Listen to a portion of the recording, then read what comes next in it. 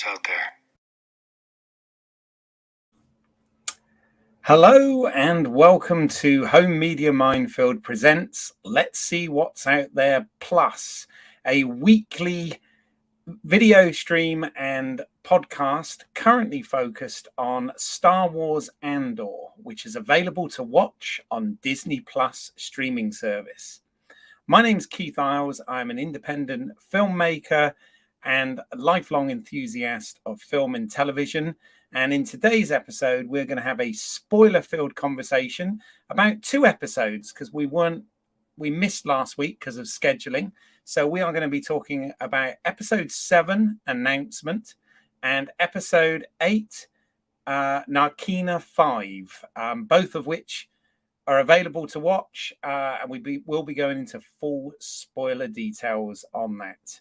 Now, if you're new to this channel, welcome. Please, if you are enjoying this and find this in any way entertaining or informative, consider giving us a thumbs up, a like, and subscribing to the channel. And if you hit the bell icon, you'll get notified as and when new content drops. We do all sorts of things on this channel, all focused around movies and TV, because we're all big fans of that sort of thing. Well, to have this discussion, I'm really pleased to say that I'm not alone. I have got guests from this side of the pond and the other side of the pond to discuss this episode. So from London as well, we have writer and artist Graham Williams. Hey, Graham. Hello there. Hello. You well? I'm very well. It looks like you're wearing a Star Wars themed T-shirt, yeah? I am, yes. It's more of a Japanese depiction of The Empire Strikes Back. I think nice. For these last two episodes. You just get the crease out. There you go. In its full glory. Very good indeed. And because we've essentially doing two episodes tonight, we've got two guests. Joining us from New York is a co-host of the Let's See What's Out There Star Trek stream. Welcome, Pete Mealy. Hello. How you doing? I'm great. How are you? Good. Not too bad at all. So yours is not a Star Wars themed T-shirt though, no? No, American Gods. So I guess I'm it's just referring to you. It's just referring to you, Pete. Yeah. Obviously. There you go. I've got my Yoda mug, obviously not particularly Andor-ish, but Star Wars-ish all the same. So, and I've got my Bantha Milk Blue again this week. In a Stormtrooper glass, I see. Yes, indeed. Yes. And of course, Stormtroopers have now appeared officially in Andor after people saying after 6 episodes, there's no Stormtroopers. Well, guess what? There are now. So we knew it all along. Okay, well, as I said, a little bit different because this week we're covering 2 episodes. And I don't know what we're going to do moving forward because for the next 2 weeks, I am not actually going to be around. I'm going to be in the US. I'm going to be catching up with Pete while I'm out there, but I'm doing a bit of a road trip as well. And I don't know whether I'm even going to get to see the next 2 episodes of Andor before I get back to the UK. So I don't know whether I'll be able to do something from the road or what. But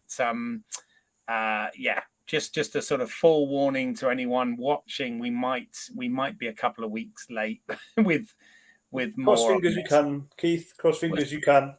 We'll see what happens. But what we normally do is we normally have a very, very brief episode synopsis with spoilers, of course, just to bring you up to speed before we start digging into the episode's production and our thoughts and Easter eggs and all of that good stuff. So I believe you guys are going to do a double act for this one, yeah? Yeah. Albert and Costello. So you are, Graham, you're looking at episode 7 announcement, and Pete episode 8 Narkina 5. So gentlemen, you may fire in 5 years. Let me see what's out there. Sorry, I hit the wrong button. Let's try that again. Oh, God. I'm not even going to be able to edit that out. But okay, you may fire in 5 years.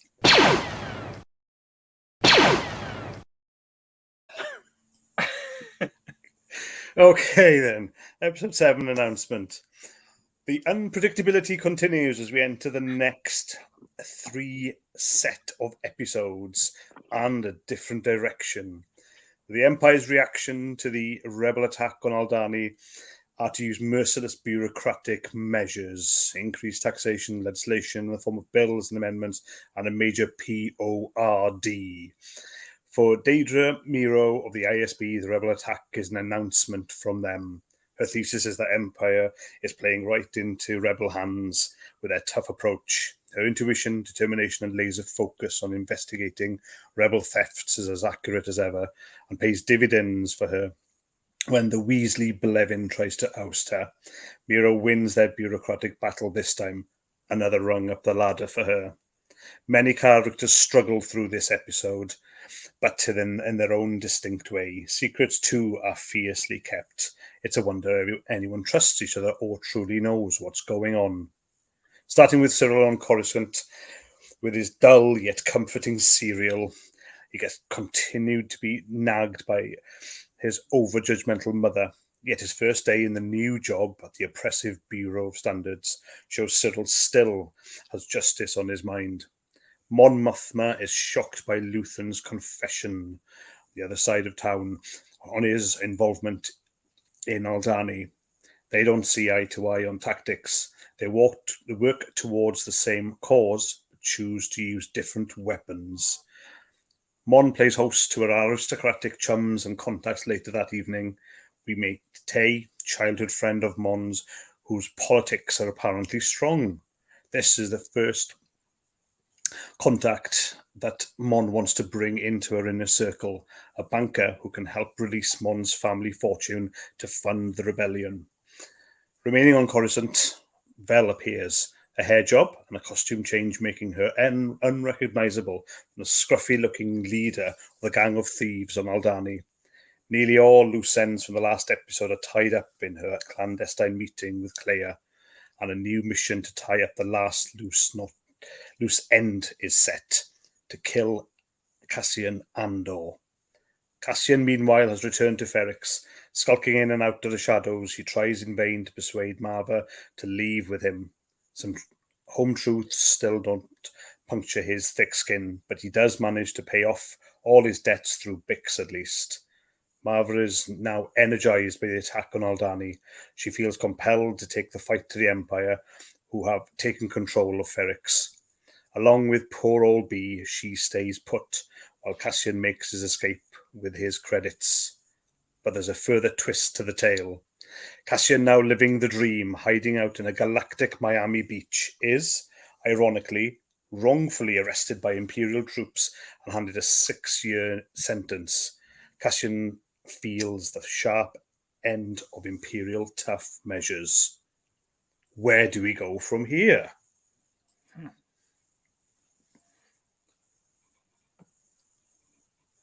We go to the empirical prison system, where Cassian is manhandled roughly into a sterile and brutal manufacturing colony, ruled by productivity trackers and an electrified floor. The prisoners want news of the outside world, but Cassian has none. Meanwhile, in the belly of the Empire, Cyril has run afoul of Inspector Mira by constantly pursuing Cassian, by filing official requests. She tells him to knock it off, but he makes a play to join her team, which has placed a tight grip on Ferrix. Unfortunately, Cassian's mother has taken a turn, even as she tries to find ways to rebel against the Empire. Bix gets worried and calls for support from Luthen. Luthen thinks about going to help, but instead tries to convince Saw Gerrera to help, who says no, as he is a strict rebel with a cause. Mon Mothma is also feeling the tightening grip of the Empire as her money connections are falling under stricter scrutiny. And the episode ends with Bix getting arrested. Yay. Very good, guys. Boom. I have to say, I like both of your writing styles and wit that you put into them. Plus, but I enjoy both of your accents for those. So thank you very much for doing that and sparing me. Just don't ask me to try and do Pete's accent. Likewise. Likewise. Oh dear, it's all good. It's all good. Right. Well, now, as we always do, it is time to thank the maker.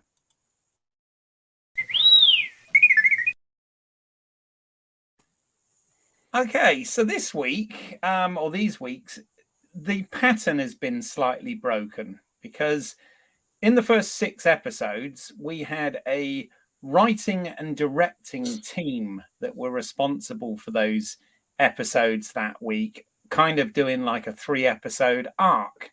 But for some reason, that has actually broken over episodes 7 and 8. So it's quite interesting what's going on here. So we'll begin with episode 7, announcement. And this episode was written by Stephen Schiff. And Stephen was originally the showrunner for Andor before Tony Gilroy came in and basically was assigned to take over. Now, I don't know what the story is on that. It looks like everybody still gets along, which is good. Stephen's credits, he's quite well known. He's been in the business for some years. As a writer, his screenwriting credits go back to the late 90s with the screenplay for Lolita.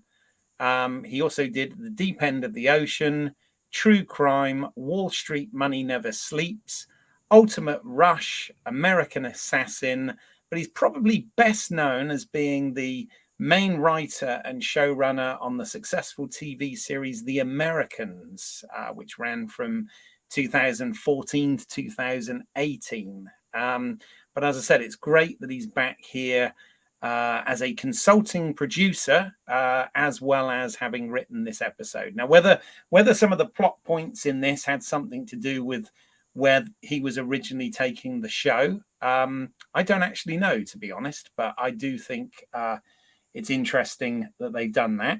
Now, with the directing duties for episode 7, that has gone to Benjamin Caron. Benjamin is his credits go back to Scott and Bailey, the TV series in 2011, directing 2 episodes of that. He also directed some episodes of Skins, Beaver Falls, My Mad Fat Diary. He directed 3 episodes of Wallander, the Kenneth Branagh adaptation of that series.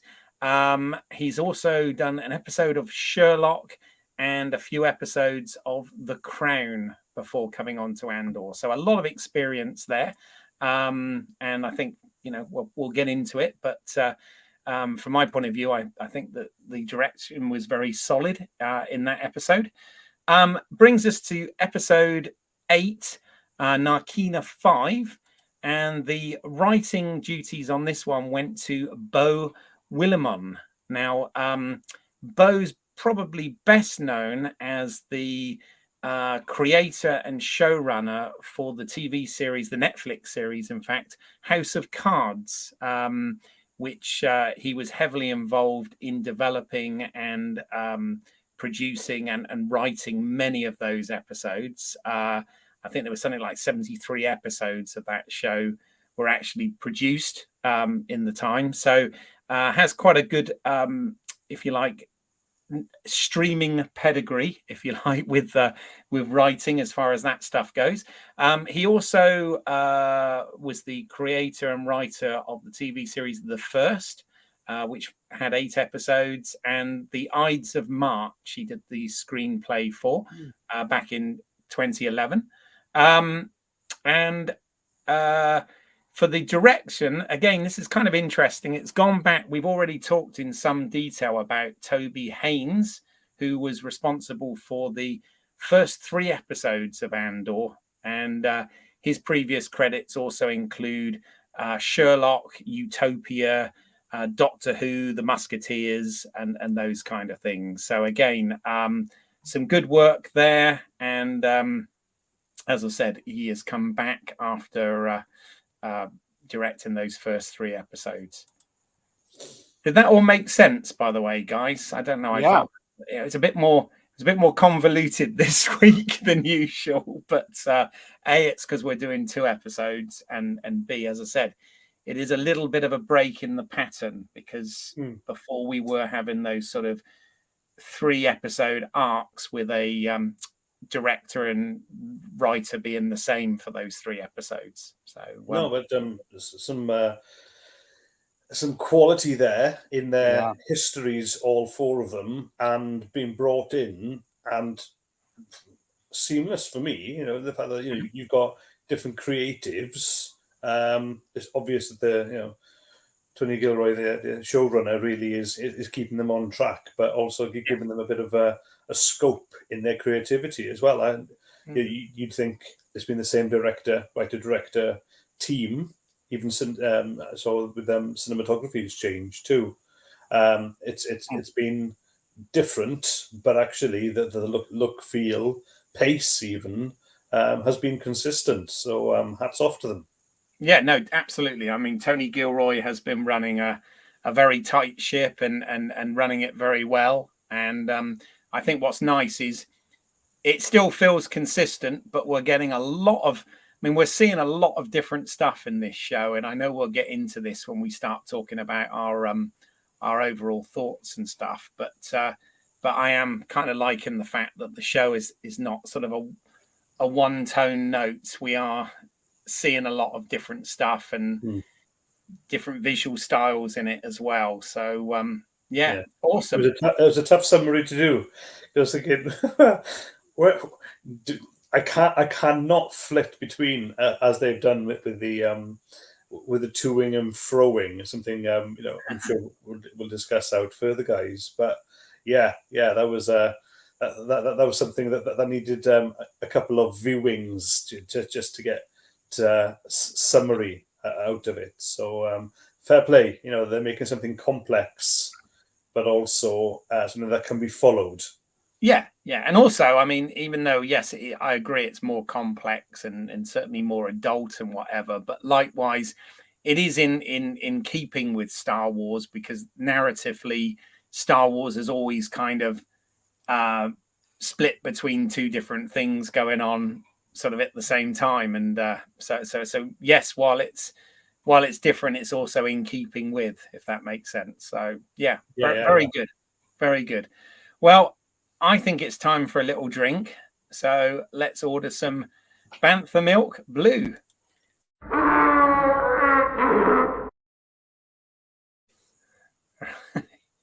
Okay. So this is, again, I have to, my caveat in advance here is I've got fewer slides than normal, even though we're covering 2 episodes this time. But I've just I've been a little bit pushed for time to do the research, or as much research. So I managed to pick out a few Easter eggs that I spotted. But as I often say, there are channels on YouTube that go into this stuff in a lot more detail that I try not to watch until after we've done this episode, these episodes, even though we're a little bit later than normal coming out with this one as well this week. But was there, before I put any pictures up and get into it, I've got some sort of visual ones. But was there any particular Easter eggs or references that leaped out at you guys from these 2 episodes?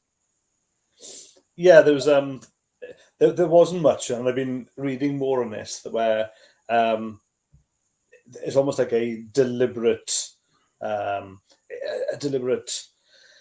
approach by Tony Gilroy to not be fully Star Wars or geek or have fans and geek out over Star Wars and literally be story first, which is not to say that where you see at the end of episode 7, you got the Imperial droids, one of which could very easily be the one, I forget his name.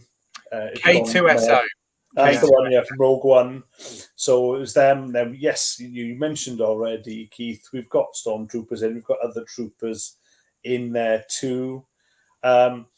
There's, we've been back in Luthen's shop again.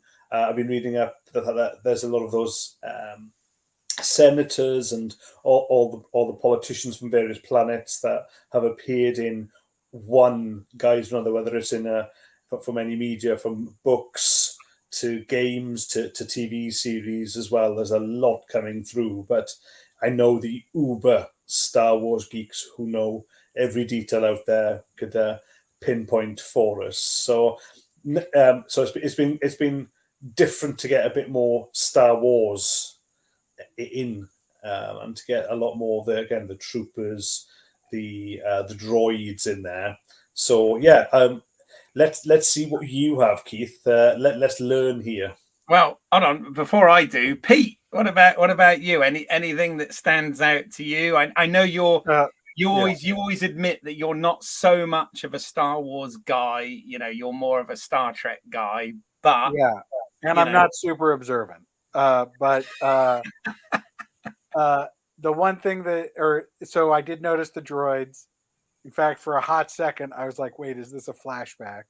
Yes. But and then I really like that Mon Mothma has the conversation about becoming a senator when she was 16, which sort of harkened back to Queen Amidala being 16 or whatever when she assumed command, right? She was also a young politician, and so I like that world building. And then not Star Wars, but the prison where everyone is ruled by their footwear is somewhat reminiscent of Face Off, the great movie, where they are in a prison ruled by their footwear. But yeah. That's it. Actually, I really like the Face-Off reference. That's awesome. I thought you were going to say THX 1138 because I've been getting a lot of, and I'm sure they're somewhat deliberate, but I've been getting a lot of, certainly aesthetically, a lot of vibes off of that. And of course, that would be homaging, the very man who created Star Wars in the first place. But that's a good one. That's a good one.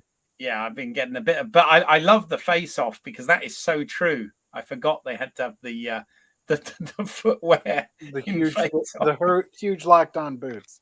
Yes, and I was like, oh yeah, no shoes is way easier. yeah, no, absolutely. That's awesome. That's awesome.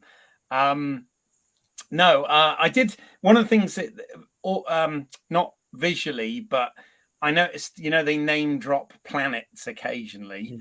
I think it was in episode 7. I've only watched each episode once, so I might get mixed up in which episode things happened. But in one of them, they mentioned Ord Mantell, which is that is the planet that Han references when Leia asks him on Hoth about why he's decided to leave, and he said the bounty hunter that we ran into in Ord Mantell changed my mind.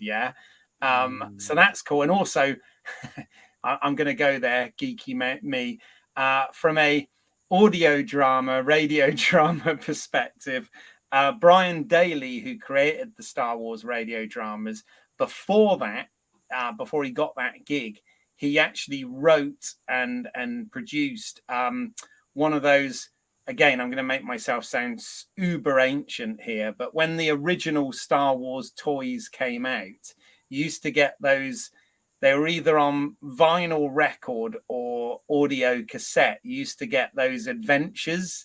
They were sort of aimed at kids, but you'd read along with them. I don't know whether any of you guys remember this, but they used to exist. And there was one that was Rebel Mission to Ord Mantell, and it almost acts as a little bridge between the Star Wars radio drama of A New Hope and The Empire Strikes Back. It kind of sits in the middle. It's got different voice actors, unfortunately, but it does kind of work, and it's you can find it on YouTube if you want to listen to it. It's about a 30-minute adventure, and marks that out. So so there you go, nerd alert time. But in terms of visually and whatever in the episode, as you know, my knowledge more stems from the original trilogy than it does the expanded universe and a lot of the other stuff. But one that I did think was absolutely cool as hell is the fact that we have a character in this now that actually appeared in A New Hope, played by an actor that didn't have any dialogue at the time. But in the conference scene, the famous scene where Vader uses the Force and finds Motti's lack of faith disturbing, as they say, there was an officer sat to the side of Motti in a white uniform, and that was ISB officer Wolf Yularen, which is the character that's now in this show, which I think is awesome that they've connected it that way. Obviously, this taking place about 5 years before A New Hope, but the actor that they've cast in this does have a striking resemblance. I couldn't find a better picture, unfortunately, but a striking resemblance to that actor that was sat, or extra really, I suppose, who was sat round the table in the boardroom. It's a little bit like they did in Rogue One, when they had like General Dodonna and people like that in the conference that were, of course, in A New Hope as well, with the Death Star plans and stuff. So so we get that character in live action for the second time, and this character has appeared a few times in the Clone Wars as a younger version of this character in several episodes. So that's that. I thought that was pretty cool. I just want to give the actor credit, actually, who plays Malcolm Sinclair. Is that who it is? Yeah. Yeah, Okay. yeah. No, I know him through both British TV and theatre as well. I've been lucky to see him in the theatre. He last time I saw him, actually, was in a brilliant British-made theatre production called Pressure, based on the forecast and the forecaster for the D-Day landings and the pressure he was under to actually get the weather right before that happened. But actually, Malcolm Sinclair played Eisenhower, and he had, and it was brilliant. I was thinking earlier that in that play he had a lot of talking, and he had a major speech right at the end of the play. And whereas in this episode, these episodes, then he hardly says a word. He just, I think he says, "I'm listening," and something else. So it's brilliant. So they've given him a bit of a break after his speech making in theatre. At TV, it's all minimalist. So that made me chuckle. Yeah, well, I mean, I'm sure he's going to feature more. As I said, this character actually, featured as a younger version in Clone Wars animation. But as I said, in terms of the canon, this was a character that was established way back in A New Hope. So I think that's pretty cool connection there. Of course, the other one you correctly said was the KX style droids, Imperial droids that we saw. We also saw the I don't know how these are referred to. Is it Beach Trooper or something? But again, they were first seen in Rogue One. I think it's a Shore Trooper. So is that the Miami Vice vibe we're getting there, right? Yes. Yeah, no, definitely. And the other thing was, in the flashback scene where we saw what happened to Clem, obviously those were clone troopers, because in the timeline that would have been back closer to the Clone Wars than where we are now. So again, the style of troop that they had there was Clone Wars. So but you know what? I'm sure that there are a ton more that I haven't picked up on at all. But like you rightly said, Graham, one of the things that I think Tony Gilroy is doing well here is they're not having fan service for fan service sake. It's not Easter eggs just for that. It's actually stuff that serves the story and works within the established Star Wars universe. So it just makes it all feel more real. And I think, if you can use a character that has been seen in A New Hope or Rogue One or whatever, then why not? I think that's a really, really good thing to do. So yeah, that's pretty much it. The other ones, these aren't really Easter eggs. They're more sort of, it's two great actors. What one playing a character that we have seen before, and the other playing a different character to who we're used to seeing him play. But nonetheless, it was fantastic to see Andy Serkis and Forrest Whitaker, appear in these episodes, and I'm sure we'll talk more about that later for sure. So yeah, that's about it as far as all that goes. Well, it's a bit weird because obviously we're doing 2 episodes here, so speculation is more about where the series is going, I guess. So hey guys, we're gonna get one right.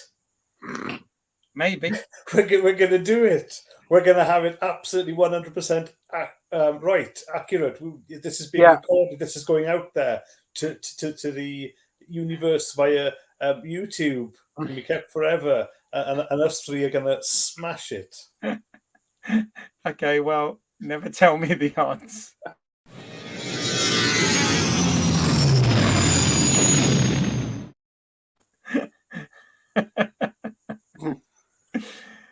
So after watching episode 7, I do predict that Andy Serkis will be in episode 8. There we go. I did it. Yeah, but what about where it's going?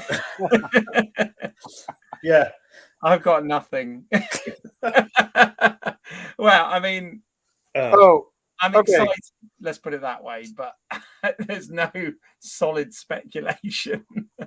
So I think they are laying the groundwork for a prison break or something of the like, right? Because they've got the scene where the person is signing to somebody on a different shift or a different level, and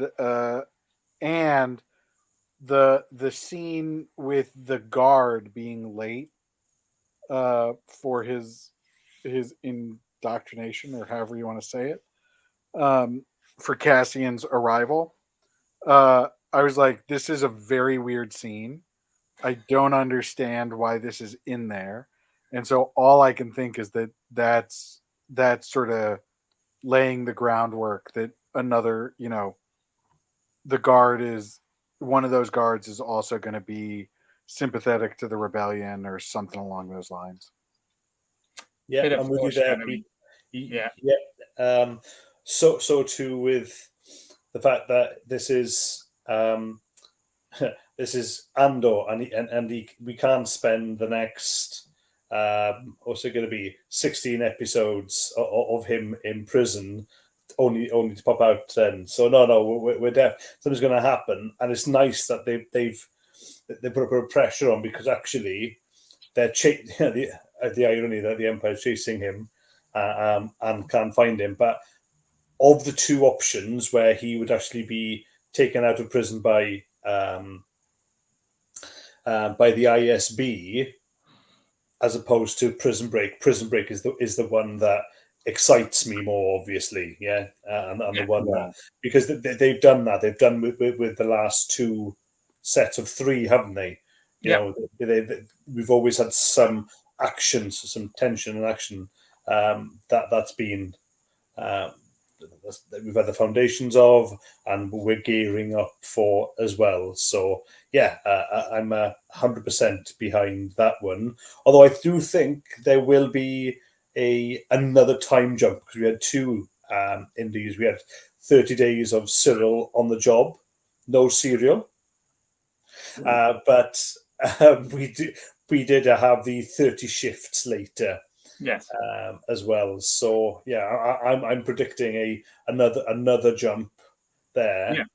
So It's kind of interesting, a bit of a geeky thing, but it seems like the Star Wars galaxy calendar kind of works somewhat similar to our calendar, which is bizarre, but again, it's all time that. is eternal, isn't it? It's universal, quite literally. Yeah, it's all that thing that's making it feel familiar. But I mean, as we've said, even though this has got a bit of a THX 1138 or Logan's Run, aesthetic vibe to it and whatever, we're certainly getting all of the, the great prison movies, which I love, like, Shawshank Redemption and Escape from Alcatraz and all of that sort of thing. And I'm kind of excited because I have to say, God, it's almost scary to think that it's nearly 20 years ago. But I remember when there were loads of TV shows that I was massively excited about. You had Battlestar Galactica, which I always mention, of course, and we had like 24 and Lost and a number of shows. But there was one show that I particularly liked called Prison Break, and I'm kind of excited that we might get, Andor meets Prison Break here, which could be quite fun. So yeah, it's God knows how much whether he'll serve a huge amount of his sentence before that happens. Who knows? Because we did sort of see him. We've already in this seen him go in a bit of a psychological journey, because it's the first time we've seen Andor not confident. I mean, he looked terrified, as you would, in that lineup when he was, I guess several weeks in at that point or whatever. But the guy's been, if you read between the lines of his shower scene, the least sexy shower scene I think I've ever experienced in TV or movies. But he must have been flying high as a kite on whatever greens or yellows, and all of a sudden he's here. He's on a come down, right? He's majorly crashing, and then boom, he's on a prison ship, and then locked and undersea. So yeah, you're right, Keith. There's the psychology there, and I want to get into what happened, what will, or I believe will happen next, and where this was necessary. But back onto other predictions with other characters. Following the Saga era Luthen scene, there was mention of a character over and over and over again, and a possibility of another heist, right? Yeah, of another one. So very much Heat, the where the main bank scene and heist happens, the turning point in Heat. I had that kind of vibe where I know this guy who's got he's got the schematics, he's got his own plan. Let's pull a team together. I'm feeling that Luthen is there. I made a note earlier. Yeah, for me now, especially with the bleach blonde hair style, he is the Hannibal from the A-Team of Star Wars. He's the plan. He's the guy who does this, right? He got Aldani together. He pulled the team together, right? And now I just feel, guys, not in this next one, maybe the next three after that, we're going to get another heist. Yeah. All right. Well, let's get. Unless you've got any other. I have one more. Let's get. Oh, okay. Sorry, that's but right. Something inside of me is telling me that the Mon Mothma family drama is covering something else. It's not going to be your standard dad is for the Empire, mom is for the rebellion, right? Like I think that, and child caught in between. I think there's something else brewing there because they're spending so much time on it. Mm-hmm. Yeah. All right. Okay. I like that. Cool. All right. Well, let's get into our thoughts from a certain point of view.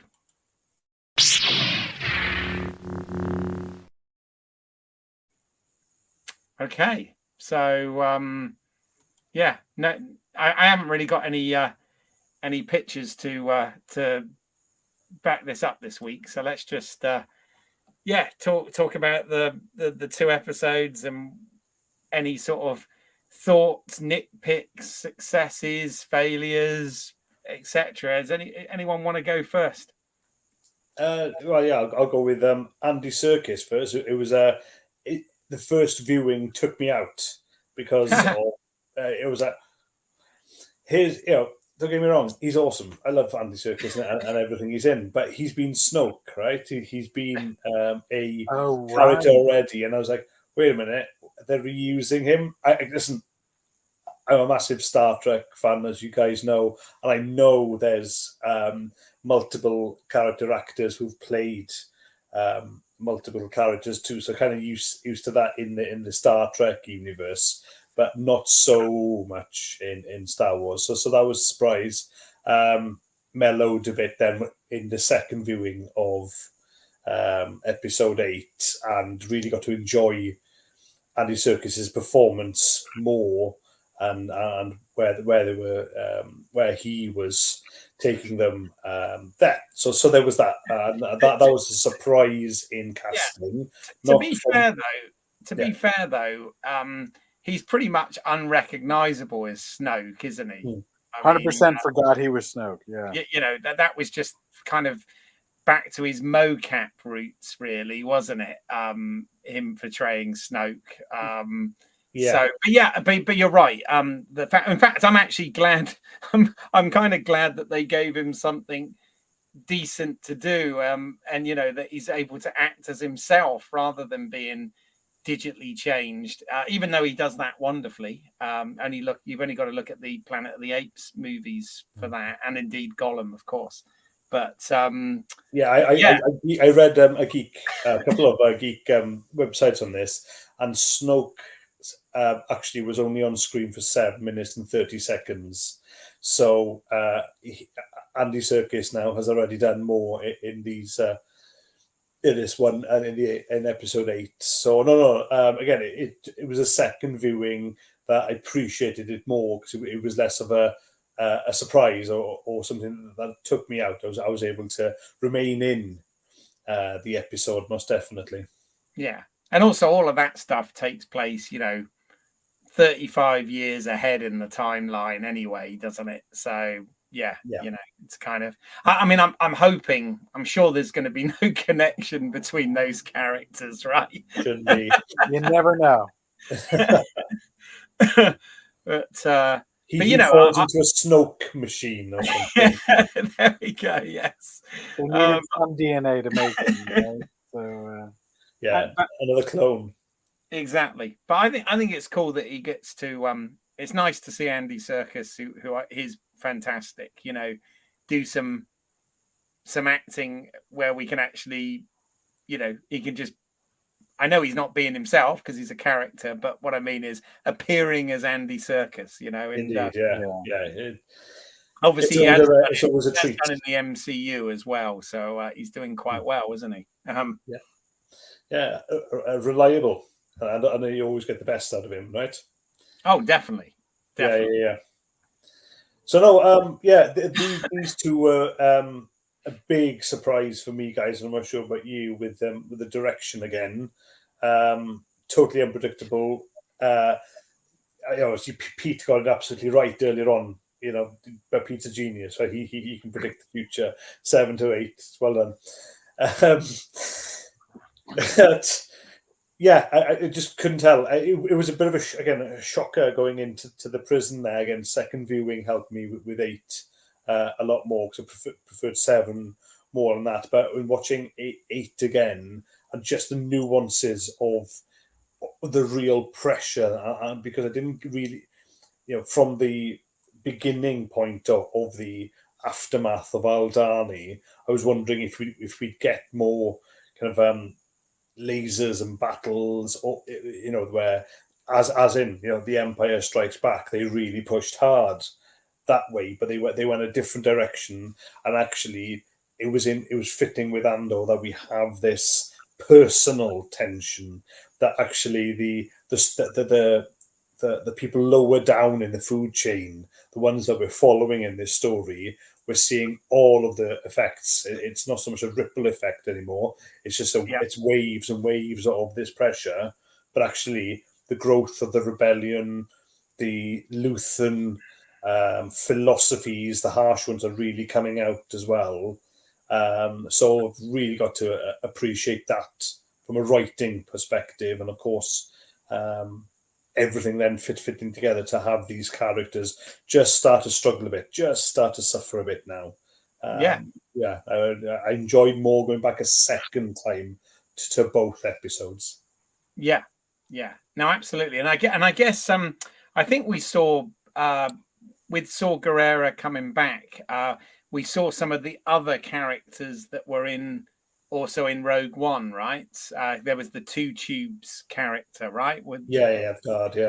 And stuff, which but I mean, obviously something in this 5 years, something actually must happen pretty bad to Saw, because he's obviously, when we see him in Rogue One, he's on that sort of breather unit thing, isn't he? Which he wasn't in this. Yeah, and of course, maybe he was milder in the cave where he has, and later on, his asthma gets really bad, so he needs that. Yeah, no, absolutely. Yeah. And I mean, of course, right? And that character's been in Clone Wars, but also in Rebels as well, and I think voiced by Forrest. So I think the continuity voice wise he's been doing that for some time now. But I know the character has been used quite a bit, but it's just so good to see the character back in live action, and filling in more gaps here. I thought that was pretty awesome, that we got to see him. I mean, he's a great actor as well. I love Forrest Whitaker, amazing actor. So I was pulled into Hollywood Reporter online. I really wanted to see if there was anything on that scene, because you got two acting heavyweights there, and it was to behind the director saying it was like a career highlight for him to get those two guys together, and he said in the reading, so the actual first reading, way before shooting, both actors went at each other. They hit the script running, and he said he struggled when they started shooting to really get back up to that tempo, that level of emotion and rawness as well. So that was excellent to read up on that, because a lot is meant by what they say in that one, and there's a lot of the disparate nature. Or you could have a bit of a giggle and go back to the Life of Brian, Monty Python, the People's Front of Judea, or the Judean People's Front, with all the scattered non-alliance part of it. So again, a second viewing, really read more into that, and really got the fact that these guys really have got a tough job in their hands to unite. Mm-hmm. So, I mean, we had a couple of pros there working. I do worry about Luton's character, in terms of the fact that he's not present in Rogue One, as to whether his is one of the characters that's going to get a sacrifice somewhere along the ship. It has to happen, though, you think, because now he's been identified as this Axis by the ISB. All that detective work is getting there, so he's going to be a target with Cassian, which is obviously a brilliant bit of writing there, where actually the rebels want him dead, the Empire actually want him alive, which is the irony. So some nice little twists there. I feel. But yeah. No, Luthen. You saw the first cracks in him. You've seen Clea now as a strong character in a couple of scenes. That's brilliant, absolutely brilliant as well. Forget the fact that it's female character versus male character. It's literally a subordinate character actually. Is stronger than we first thought. So we're literally peeling off Leia, or they're peeling off layers for us, and we're seeing a lot more character-driven writing and scenes coming out from both episodes. So I was mightily impressed with that. Yeah, and Clea now seems to be someone who could outlast Luthen potentially, right? Oh, for sure. Yeah. And we've got, Devra is getting a lot more screen time as well, and a lot of character development going there. But yeah, I mean, Pete, one of the things I want to talk a little bit about, and you mentioned it in your speculation side, is as I'm finding the subplot with Mon Mothma and her family to be quite interesting. And one of the things I did like is we did finally get the reveal. She mentioned to Luthen early on about in one of the episodes about another person to bring into the fold, and we were all speculating. Oh, was it Bail Organa, or she already knows Bail? So could it be a young Leia? And we were, trying to come up with all this stuff. But I mean, I actually love the fact there's a completely different character altogether. Yeah. And the husband and daughter clearly think that there's an affair going on there, right? Yeah. But what do you think about what they're doing with that subplot? Yeah, I like that. I don't know, the Mon Mothma plot is, they're spending a lot of time on it, and it seems to be moving a little bit slower than the other storylines. So I will admit, like, when they flash to another dinner party, I'm like, okay, please let something interesting happen in these. They don't quite happen. You mean drowning worms in champagne isn't interesting enough for you, Pete? I mean, like, that's the type of thing that I feel like, you have that initial shot, great, but then it comes back 3 more times in the same scene. And I'm like, let's move past it, please. I'm good. But yeah. So I'm still seeing where it's going, but that's the one storyline that's running a little thin for me. Oh, really? Okay. That's interesting, because I thought I was starting to get a bit antsy around Cyril again. Oh yeah. Cyril in episode 7 with his mother, just at him again. Not that I had that relationship with my mother. This is not therapy here, guys. All right. My mother's a wonderful person. Doesn't nag me at all. Or I just don't answer the phone to her. But anyway, but no, that Pete, that was just starting to great debate. I thought, come on, we need to get that. And thankfully, in 8, there was a bit more of a payoff. We do get him in a room, and he is pushing now as well. I still think that he's going to be a major player. He's the one who can really mess things up again badly. I don't think he's that efficient or that good that he really could derail things for so many people and have a knock-on effect there. So, but just to go back to your point there, Pete, I was actually a bit more patient with the Mon Mothma ones, but it's most definitely on the ISB and Luthen stories. Those are the ones that are really interesting me, and where my fascination is. Yeah. And ironically, though, even more than the Andor.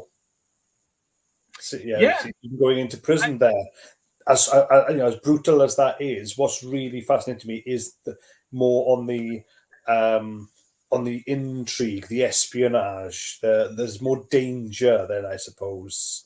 Yeah. And that's where I am. Yeah, I'll tell you what this show is managing to do. And again, props to Tony Gilroy and the whole team here. This is doing something that no other Star Wars show has done. Certainly no other live action Star Wars show has done, in my opinion. Is finally, because we got so many things going on here, the Star Wars galaxy feels huge in this show. We've got so many different worlds and cultures and looks, from the the cleanness of the imperial, the sterile look of the imperial side of things, and the struggles on the other worlds and all of this sort of thing, and obviously we get the emperor mentioned and all of this, but it feels huge. It feels like we're not just dealing with one family and about 30 characters. It feels like there's so much going on, and it's a really dark, unsettled time. And I just think that they've done that wonderfully, again with little flourishes in there. I forgot to mention, actually, it's just dawned on me, another Easter egg was we get the mouse droid with Cyril, don't we? The beep, beep, beep, beep, beep, beep. We get the sound design and the actual droid. But yeah, I mean, I just think that the way they're expanding out the whole Mon Mothma character, when you think in Return of the Jedi, she was just kind of an important, but just a side character in that, many Bothans died, briefing thing. But I'm just loving the scope of this. It feels huge. It feels huge. We've got this ensemble of characters, and we're jumping about all over that galaxy, and it's just it just feels like turmoil. And I really do. This definitely feels like it's a show that's made for the kids that originally grew up with Star Wars. Now they're middle-aged adults, and it just feels. And I think Tony Gilroy, not being an uber fan of Star Wars, having an appreciation for it, but not being an uber fan, actually does the series justice, because he's surrounded by the team. He's got, if he needs a planet name, he's got Pablo Hidalgo, who can give him some name or some part in Star Wars history where this happened, or a metal if they need a name for it or whatever. Yet he's just using his really grounded storytelling, realistic sensibilities. I mean, we even get a toilet mentioned, right, in episode in episode 8. So it's we're really dealing with the familiar, even though we're in this completely unreal distant galaxy. It is quite funny. Although, are we in the nitpick section here? Of course, because I had to watch that twice to rewind it, because I was like, what's the difference between taste and flavor? Right. You win taste, and then you can win flavor. And I was like, what does that mean?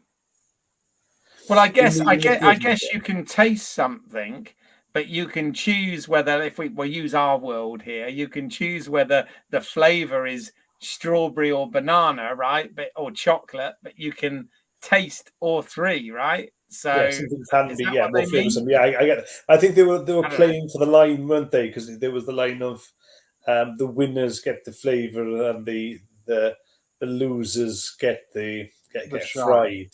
So they were trying for alliteration there, flavor and fried, maybe. Yes. Yeah, but good question. Yeah, I hadn't picked up on that. No, I don't know, but I suppose they're criminals. They're the lowest of the low. They won't be well educated as far as the empire is concerned. Yeah. Also, I'm touching a little bit of, big ass straws here. Apologies. yeah, a little bit of question as well, speculation or whatever. What do you think they are making in the prism? Oh, weapon. I was going to say, do you think it's something? Because it would be an interesting irony if it is. Do you think that these are parts that are eventually be part of the Death Star, which is being built? Because the Death Star must be being built now, right? Yeah. So that by the time we get to Rogue One, it's fully operational, right? And even at the end of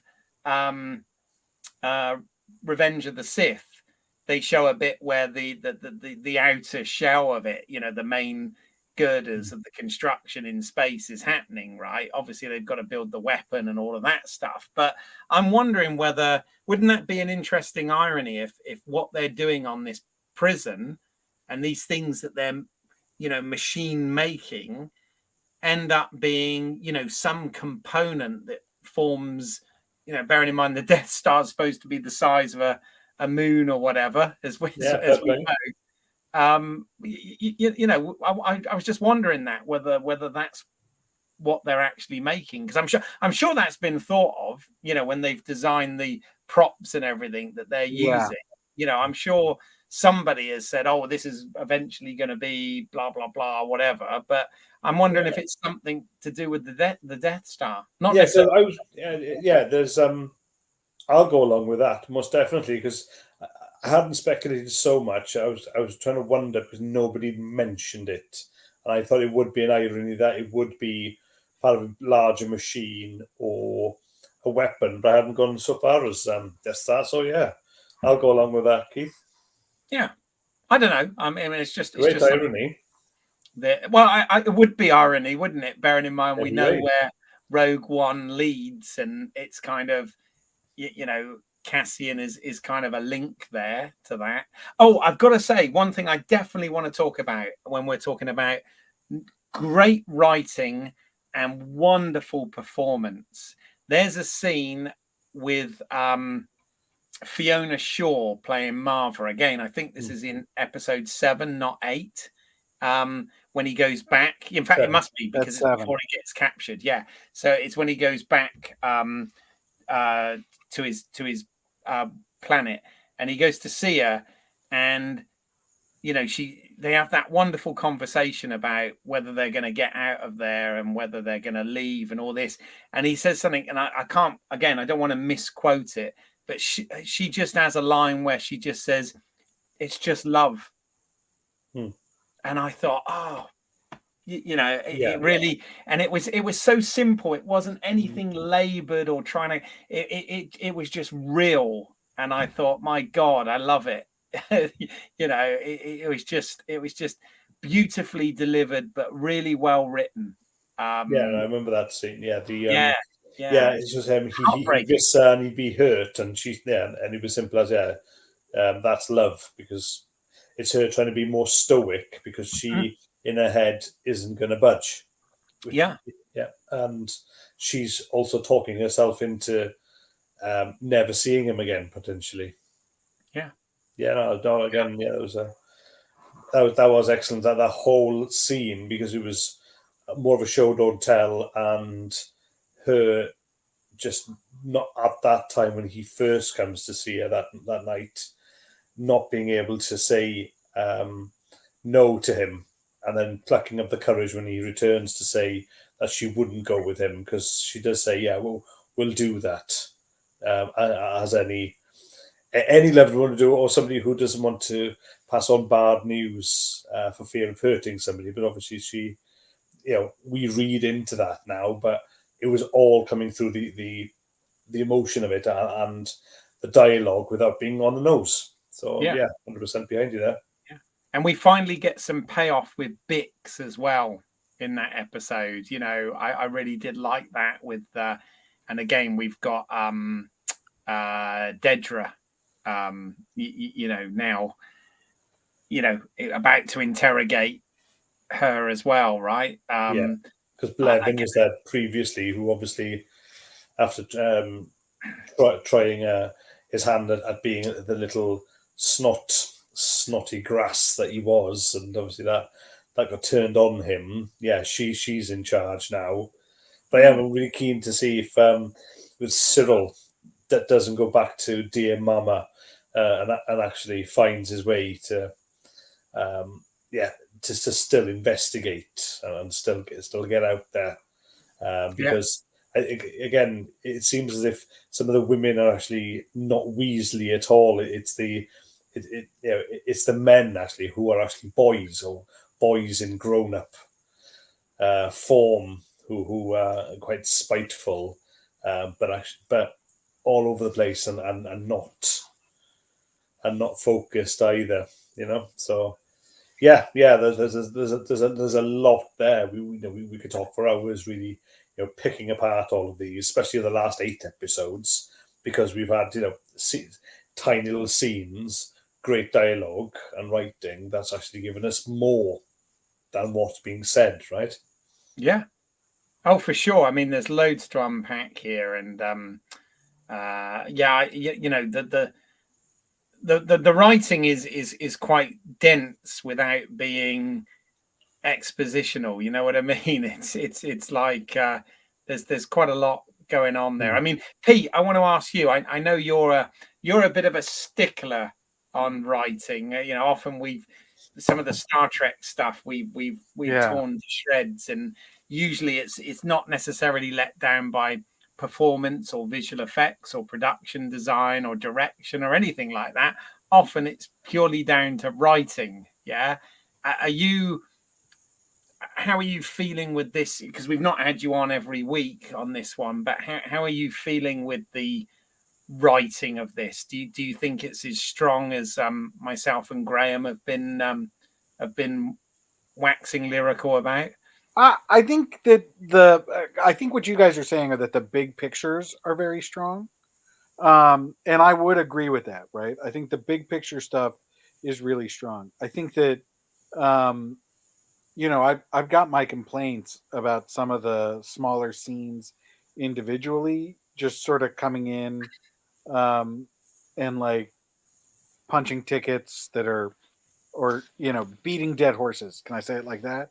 To the point where I'm like, okay, we get it, right? Like we get it. But I don't think it's every scene. I think there's a lot of stuff in here that is doing stuff, making points subtly and being interesting. So it's definitely a mixed bag, but I think they're doing a really good job. Yeah, overall, sure. Fair enough. And anything else, Yeah, Graham? we still haven't talked about Vel and Cinta as well, who remain. I thought that we would not see them again following the Eye, and yet they are there. They are still key rebel operatives. That's what they are now. They're spying now. They're on Ferrix. There's a relationship there that isn't fully, so it's a bit unrequited then, I should say, Yeah. for Vel. That's being done really well too. But what does Cinta say? The cause comes first. So you still have these rebels who are just skulking in the shadows, as we were, but just there for us as an audience, but under the radar, and are still around. So it's been really interesting the fact that they've kept them on to be these operatives, to be these guys who will get things done. Obviously trusted for Aldani, but now further on as well. So, when they were talking about a network, I'm sure we'll get to see more. But I think that's been really interesting. And then again, tiny little scenes, but with just enough dialogue to keep things ticking over. But again, in a more fascinating way that I'm finding with Anne than with Cassian himself. That the Cassian scenes in episode 7 were excellent. Since then, there's been less, even though that is decent enough. Bell and Cinta is just one of those dynamics that will keep it interesting, until, unfortunately, maybe their demise or something else. Maybe there will be something more for them. They'll come more into the spotlight again for us. Yeah. Yeah. I've got to ask, or do you think it was just a MacGuffin? But do you think that we'll get back to Cassian's lost sister? Because that was a real thing that was set up at the beginning. Yeah, it was mentioned in 7 with Marva telling him to give it up. Yeah. Well, if he if he has time, because so when he had time and money, he went back to try and rescue family first and run away. So that wasn't there. But a good question, Keith, because maybe that won't rear its head until he gets a breather, or maybe he's not going to get a breather and it's going to be relentless for him, right? Or season 2. Yeah. No, that's a great question. Because I've heard that the plan. This was in an interview with Tony Gilroy that I listened to sort of back quite early on. Was that this season 1 will take place over the period of about a year. I mean, we've already had like you've said, a couple of time jumps, right? But apparently season 2, the little mini arcs there's gonna be like 4 mini arcs, which are gonna be a year each, which dovetail straight into Rogue One. Apparently, is the plan. Which I think is quite exciting, rather than having 5 seasons of the show and for it to sort of outstay its welcome and get tired. They're going to try and tie this up in 2 seasons, which is great because we're getting 12 episodes, so we're getting 24 episodes as opposed to like a limited series like Obi-Wan was, which was only what was it, 6 episodes or 4 episodes? 6 episodes, wasn't it? But so yeah, we're getting double that and 2 seasons worth. So yeah, interesting. Okay. There's but yeah, I'm just, I don't know. I've heard awful things. Like apparently, again, I don't believe everything I read online, and I try and avoid a lot of it. Certainly until we've spoken about the show ourselves. But I've seen a lot of things that say that this show is not doing very well compared ratings wise compared to the other Star Wars shows, which I think is a real shame. And I don't know whether that's because this show isn't made for 12-year-olds, whereas traditionally that's what Star Wars always has been, it was for us all those years ago. But maybe the middle-aged Star Wars kids that we were, who actually pay for the subscription each month, are lower figures to the families who will watch the other fare on Disney Plus. Yeah. So if it's just on viewings of who's paying the bill, it could be that. I suppose it doesn't surprise because it is a lot more mature, right? It is more of a slow burn, and it isn't all lasers and spaceships at all time, right? But well, it's got a nice amount of that in there, but yeah. But listen, it should win a shit ton of awards next year, right? There's all the award season's coming up. I'm not sure if it's already being pushed into that. It's going to do that. It's going to be it's critically acclaimed and may not be the big sell, but if they've already committed to making 24 episodes, we're not going to get 24, are we? They're there. We're going to have them to enjoy. So the fact it's on streaming matters less, I suppose, to me, right? It's not going to go on 3, 4, 5 series.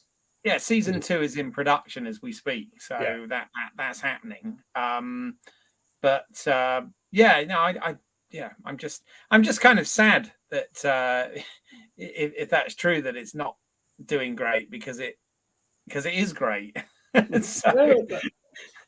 But again, back to qualify my point, I think the quality of this and what we're seeing with a lot of streaming TV series that have been winning awards or been nominated. Even Moon Knight was nominated for loads. It won one. No, it won two, didn't it? So in that stable of critically acclaimed horses, I think this is a front runner there for next awards season. I'm not sure if you feel the same.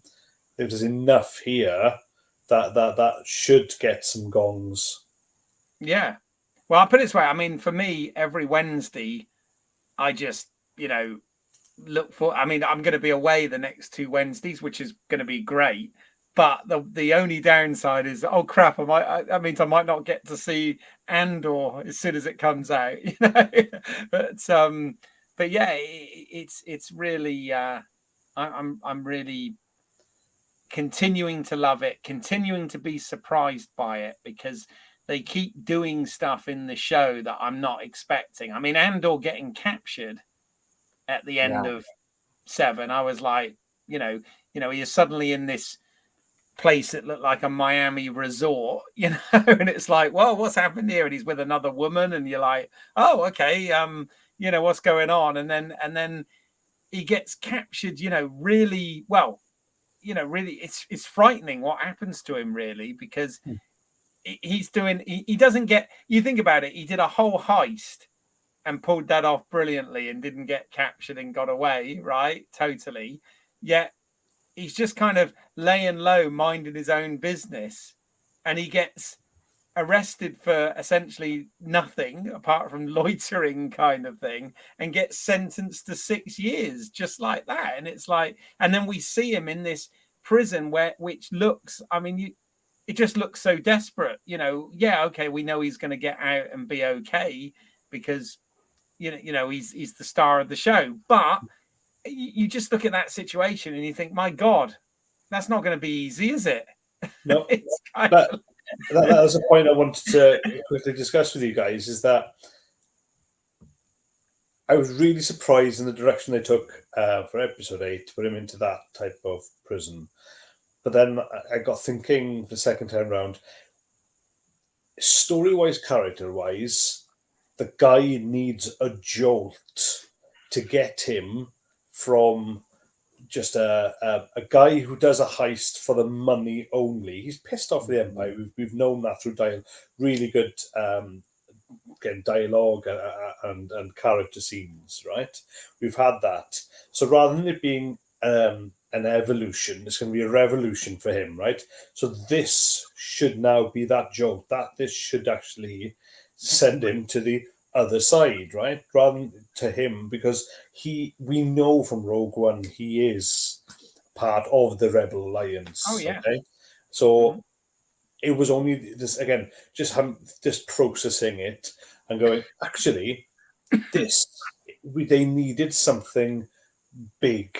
They needed something that really crushed him, and him on the run, getting high, whatever, with whomever. How do you pull him back, right? So rather than waiting, what they've done is cut to the chase, boom, capture him, throw him in prison. And again, it was only on reflection after the bit of a surprise coming into episode 8. I thought, yeah, that's that's what they've done, and they've done it right now. They've not dilly-dallied. I don't know. What are your thoughts? Yeah, 100%. Yeah. No, absolutely. I mean, obviously next week he's going to have to obviously meet his new prison inmate, who's the guy who's got a holographic tattoo of the plans of the facility over his body, right? That's why they cast Andy Serkis, right? Because he's going to mocap into a map to make it, the Star Wars version of Prison Break. Yeah. Cool. No, it's exciting, and I'm still totally loving it and on board with it. So Pete, I'm gonna ask you this first, unless either of you have got any other major storylines in this, or things you want to talk about, or characters, or any nitpicks or strong thoughts. But Pete, when we do Star Trek, we have our rank pin rating system, don't we, on this? Obviously we don't have something like that for Star Wars, but just asking you sort of how many X-Wing fighters out of 5 would you give the show so far? I think that we should rate these with lines from Star Wars. Okay. And so I will rate this. I guess the rating that I want to say is the Han Solo after Princess Leia says "I love you," him saying "I know." It is just sort of like acceptable, cocky, has some meaning to it, but if you think about it, kind of an asshole thing to say. So that's my rating. So that's I know. Okay. I know. What about you, Pete? The Graham. Okay. Graham, sorry. Graham, yes. What about you, Graham? Really? You've set a bar there, haven't you? Right, hang on. It's obvious. The next rating is it's a trap. No. Yeah. Okay. The Force is with this one always. Hi. Okay. I guess all I'm going to say is I find your lack of faith disturbing. Oh dear, I don't know. Well done. But basically, would you say that this image sums up how we're feeling? I used it last time, but yes, it is excellent. Yes. Yeah. Good. What else? Literally actually Tuesday night. To be fair, last week it was a bit of a mare because I thought Tuesday was Wednesday. But anyway, yeah, I'm super excited for each Wednesday now, guys. So that shows it absolutely right there, right? And good. Sure. Life's a bit busy at the moment, but still that is there, and it is a priority too. So yeah, no, I do look forward to this dropping each week. One other question for you both. My answer is I haven't, but I just wondered whether you have. We've also had on Disney Plus, and the whole, I think it's 6 episodes have dropped all in one go. Tales of the Jedi, which is an animated show by Dave Filoni. Obviously, he's done Rebels and Clone Wars and all of that stuff. And sort of delves into some of the characters we know from the prequels and sort of fills in some gaps and stuff. I wondered if any of you guys had chance to watch those. I think they're about like half an hour per episode. Yeah, they're less than that. They're about 17, 20 minutes long. Yeah, I checked them out earlier because just quickly, I've shown my 11-year-old daughter The Mandalorian. We finished it just yesterday, so that's both series. Absolutely loves it. Adores Grogu, of course. But she did that. So in returning to The Mandalorian again, I haven't got round to these 6, but they're on my watch list, high up there on my list to watch in the coming week or so. I'm sure in the evenings I'll get stuck into them. So very much looking forward to them. Again, they're short too, right? So we'll zip through them, and the animation on them looks really nice. What they did with, I thought, what they did with Clone Wars was really nice as well, especially going into season 7 of Clone Wars, which is mainly Ahsoka Tano there. So it's Dave Filoni. He's Star Wars. Cut him. He bleeds Star Wars. So very much looking forward to them. Yeah. I think it'll be, if they're quite short, it'll be probably nice to watch all 6 episodes in one sitting, watch it like a movie, maybe. But yeah, I mean, I'm not sure. I'm guessing it's the same sort of stylized animation as with the other shows, and Yeah, still getting it. I think my understanding is it fills in some gaps, between Clone Wars and movies and stuff like that. But I don't mind that stuff so much. It's back to telling me some good stories, right? yeah, no, absolutely. It's on the list. So, all right, guys. Well, if you got nothing else to add with this stuff, let's use the com link.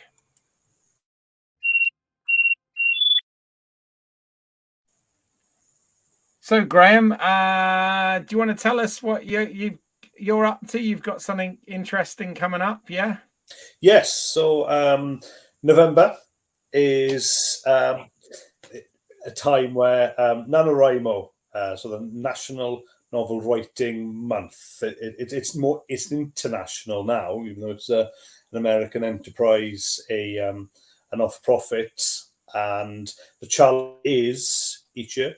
But each November for the 30 days is to write at least 50,000 words of, could be a novel, play, screenplay. It's usually novel, but it's divvied up there. And winners are those who accomplish the massive feat of writing 50,000 words. That's a hell of a lot of words, a hell of a lot of pages. But I'm using it for the next draft of the novel I've been working through. So that's called Where the River Bends, modern Western based in my beloved Wales. And getting up for that, some time off work, some clearing of the calendars, really bringing things together to rehash everything I've done over the last couple of years there. So I'm actually looking forward, and I'm well prepped and raring to go. So that's in a couple of days' time. Fantastic! Oh, that's really impressive, I have to say. So, yeah, a lot of coffee first thing in the morning, and some chill out time. But it's a noble cause in some ways. Again, it's a not-for-profit enterprise, but there's a lot of support out there, and I'm always happy to plug them and donate to them as well, of course, to accept the challenge. No, absolutely. I mean, all of the stuff we talk about on this channel, it all starts with writing. So and where can people find out about that if they want to? Oh yeah, I think it's NaNoWriMo.org, so I can get you a link, Keith, so Right. you can add on there. Or, of course, they can use any type of search engine, including the big G, to find them, and they're on I think all the socials now as well. A big G plug from Big G. I like it. That's cool. So, Pete, do you want to tell us about anything you've got going on, or how people can get in touch with us? Yeah. If you're listening to this as a podcast, you found the Let's See What's Out There podcast. It's lswotcast@gmail.com or lswotcast on all the social medias. If you're watching this on YouTube, you found, Keith's YouTube channel. Sorry, my dog is sneezing on me. And I am available on Twitter at Too Many E's. How about you, Keith? Yeah, I've got another channel called British Isles. That's EYLES, as in my last name, and that's got some short films and more creative work. It's stuff that I've done on there.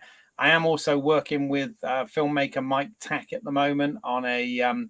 It says 2022 on the poster, but the reality is it's going to go into next year now on a feature called Car Cam. More will follow on that. And also just want to give a shout out to Neil Myers, who does the theme music for this video stream and podcast. Neil's work can be found at neilmyersmusic.com. So that really just leaves me to say thank you to you guys for watching. If you're still indeed watching us and you've made it this far, I really appreciate your patience and dedication. If you have found this discussion interesting, then please do, it would really help us if you'd give the video a like and consider subscribing to the channel. And please check out some of the other work that we've got on here. It's not all Star Wars. We cover all sorts of movies, TV shows, streaming, and all of that sort of thing. And yeah, it just leaves me to thank both Pete and Graham for being wonderful co-hosts as usual.